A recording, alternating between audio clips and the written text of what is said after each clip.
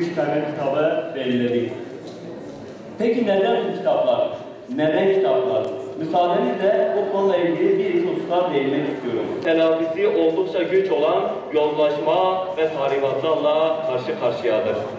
Soru Kur'an-ı Kerim iken özneleri ise Hz. Ali, Musab bin Ömer, Enes bin Malik, Cafer gibi gençlerdi.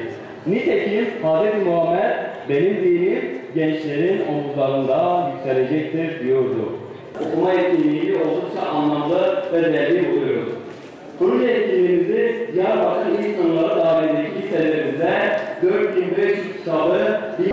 Bütün kırılmış şeylerin nihayetinde, aynaların ardında sır, yalnızlığın peşinde kuvvet.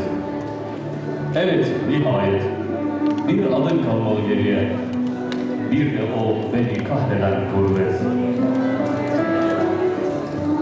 Sen say ki ben hiç ağlamadım, hiç ateşe tutmadım yüreğimi.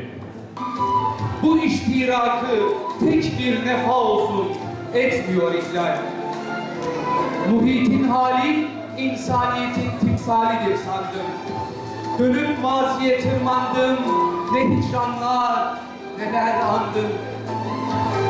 Taşarken haşrolup beynimden artık bin müselselyat, zalamın sinesinden fışkıran memdut bir feryat.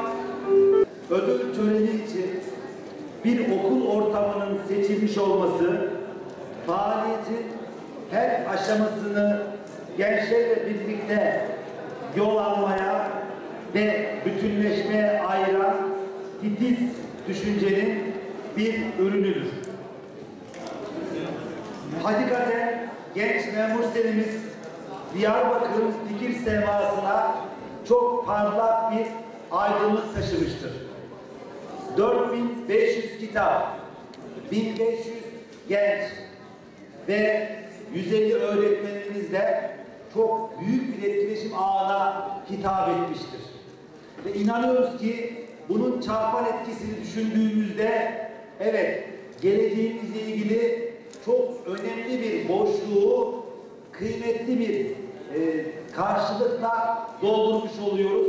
Bu açıdan da bu istatistikte bu çalışmanın çok değerli bir yönünü ifade ediyor.